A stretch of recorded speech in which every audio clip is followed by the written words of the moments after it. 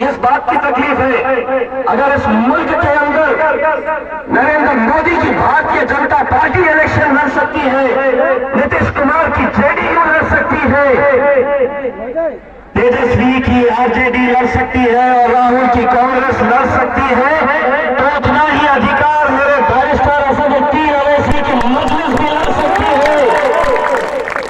लेकिन कहते हैं ना कि जब जमीन खिसकने लगती है, जब सामने नजर आता है कि अपन हार रहे, अपनी तो गई, तब इस तरह की बातें करते हैं। अरे दीवाने, तेरे जैसे जो असदुद्दीन को बोल रहा हाथ पैर काटेंगे, तेरे जैसे 56 इंच के 56 रोज आते, उनके पास आके चले जाते। ये तो असद भाई की शराफत है कि वो अच्छे से इलेक्शन लड़े, नहीं तो जिस दिन असद भाई ने बोल दिए कि अक्का माझी सटक ली, जिस दिन बोल दिए तो समझो क्या होगा। तो किसी बात का है कि जहां जा रहे हमने इतने क्या क्या करवा ले, बड़ी बड़ी सभाएं लिए, कितने मुसलमानों के लीडरों को हमने पैसा दिए और ये कहा कि इनको जाके बांटने का काम करो, इनको बिखेरने का काम करो, लेकिन कोई सुनने के लिए तैयार नहीं। जहां जा रहे लोग बोले पतंग पतंग पतंग पतंग पतंग पतंग पतंग पतंग पतंग। बस इसी बात की तकलीफ हो रही है। और भाइयों,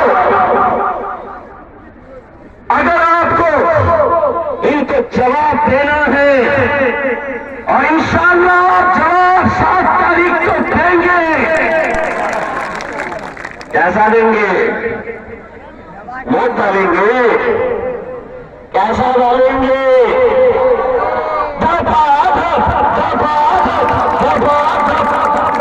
परेशान हो जाना लोगों ने परेशान हो जाना।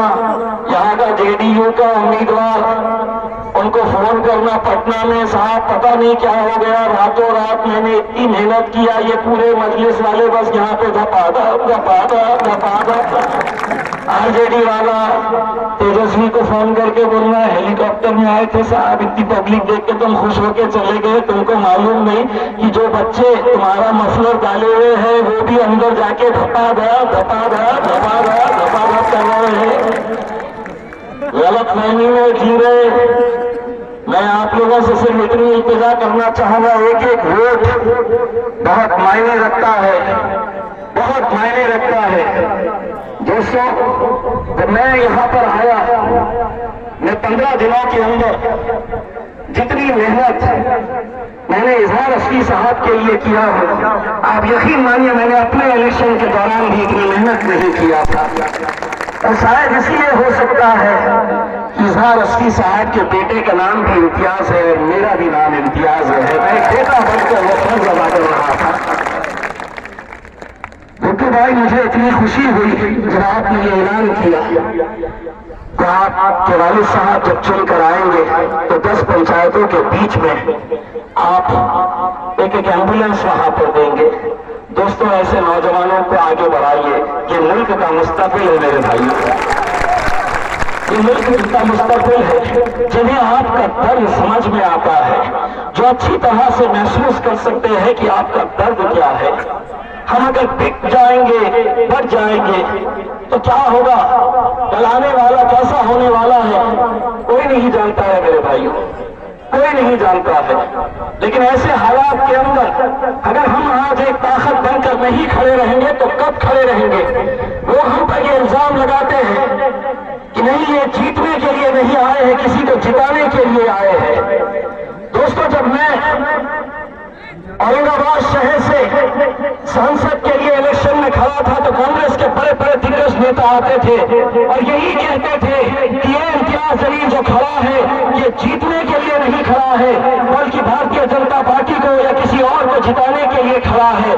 मेरे शहर में 20 सालों से शिवसेना का सांसद जीत कर आता था, लेकिन 20 सालों के बाद जब हमने इलेक्शन लड़ने का फैसला किया तो कांग्रेस ने हम पर यह इल्जाम लगाया कि ये जीतने के लिए नहीं आए हैं, ये जिताने के लिए आए हैं। हमने अपनी आवाम से कहा था कि जवाब मत दो, किसी को भी इलेक्शन के दिन जवाब देना। और इलेक्शन के दिन हमने आवाम से कहा कि नौजवानों एक धक्का लगाओ तो सही।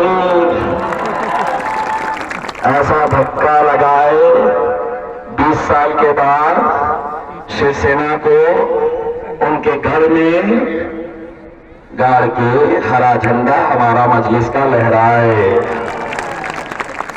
अल्हम्दुलिल्लाह, ये है इत्तेहाद की ताकत। अगर उस ताकत को अगर हम नहीं समझेंगे तो शायद बहुत देर हो चुकी होगी। अंदर कैसा माहौल है आप अच्छी तरह से जानते हैं। यहाँ पर खड़े हुए मेरे हिंदू भाई से मैं ये कहना चाहता हूँ, जिनके माथे के ऊपर तिलक है, जिनकी मैं इज्जत करता हूँ, आज मुल्क के हालात ऐसे हो गए हैं। कोई कहता है इस मुल्क में अब हिंदू परेशान है, कोई कहता है कि मुसलमान इस मुल्क में खतरे में है। मेरे भाइयों, मजहब और चश्मा उतार कर देखो, धर्म का चश्मा उतार कर देखो, मोदी तेरे राज में तो अब सारा हिंदुस्तान खतरे में नजर आ रहा है। और उस हिंदुस्तान को हमको बचाना है मेरे भाइयों, उस हिंदुस्तान को हमको बचाना है। थोड़ी ही देर के बाद इंशाअल्लाह वो आएंगे जिनको देखने के लिए मोदी जी बैठे हुए।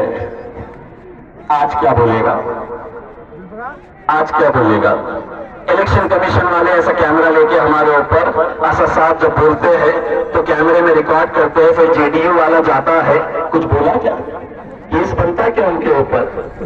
फिर आरजेडी वाला बोलता कुछ तो निकाल, केस बनाइए ना उनके ऊपर, ऐसा बोले हैं करके। अरे अब हम वो हैं, हमारी आवाम के साथ ऐसा रिश्ता हमने बना लिए कि अब हम इशारों इशारों में बात करते हैं तो आवाम समझ जाती है हम क्या बोलना चाह रहे हैं। तो जेडीयू वाला, आरजेडी वाला, कांग्रेस वाला बोलता केस नहीं बनता तो हम बोलते बाबा जी का। मेरे भाइयों, मैं आप लोगों से सिर्फ इतनी अपील करने के लिए आया हूं कि 7 तारीख के दिन एक वोट बहुत मायने रखने वाला है। यहां से हम चले जाएंगे, 10 तारीख के दिन जब नतीजे आएंगे तो गुड्डू भाई जब मुझे, या इफ्तिखार भाई जिन्होंने इतनी मेहनत की है, मुझे मालूम नहीं कि 10 तारीख के दिन जब नतीजे आएंगे और ये खबर आएगी कि मजलिस इत्तेहाद मुस्लिमीन ने यहाँ पर कामयाबी हासिल कर ली, तो वहां पर बैठे महाराष्ट्र के अंदर इम्तियाज जलील का भी सीना चौड़ा होना चाहिए। और मैं भी फखर से ये कहना चाहिए, मैं भी वहां पर ये फखर से कहना चाहिए कि आज इज़हार आसफी साहब के सर के ऊपर जो जीत का सहरा है उसमें मेरा भी एक छोटा सा फूल लगा है, क्योंकि मैं भी यहाँ पर गया था लोगों के बीच में वोटों की भीख मांगने के लिए, इत्तेहाद की भीख मांगने के लिए। बस जाते जाते सिर्फ इतना कहना चाहूंगा कि मेरे एक बार अगर बिहार में मजलिस का दामन थाम लिया, एक बार आप लोग मजलिस को यहाँ पर ताकत बख्श दो, एक बार मजलिस को यहाँ पर कामयाब कर दो, हम आपको वादा करते हैं इंशाअल्लाह इस मुल्क से मुसलमानों की क़यादत कभी खत्म नहीं होगी, कभी खत्म नहीं होगी, और मुसलमानों की क़यादत और आगे बढ़ती जाएगी। न जाने क्यों, न जाने क्यों मैं असद साहब को ये कहता हूँ कि असद साहब, यहाँ की फिजा में जो आपके लिए आवाम की मोहब्बत हम देख रहे हैं, इंशाअल्लाह नतीजे जब आएंगे तो तेलंगाना से ज्यादा अच्छे रिजल्ट्स यहाँ पर नजर आएंगे बिहार के अंदर, ये उम्मीद हम लेकर जाते हैं। आपको सिर्फ इतना कहना है कि पतंग को वोट दो, पतंग को वोट दो। तो मैं आपसे कहूंगा, आप मेरे पीछे कहना पतंग को वोट दो। भैया को कह दो, बहना को कह दो, पतंग को वोट दो, दादी को कह दो, पतंग को वोट दो। अरे जोर से बोलो, वो भी सुनेंगे तो वो भी बोलने वाले हैं। बोलो, अम्मी को बोल दो, अब्बा को बोल दो, चाचा को बोल दो, चाची को बोल दो, मामू को बोल दो, मोदी को बोल दो, लालू को बोल दो, नीतीश को बोल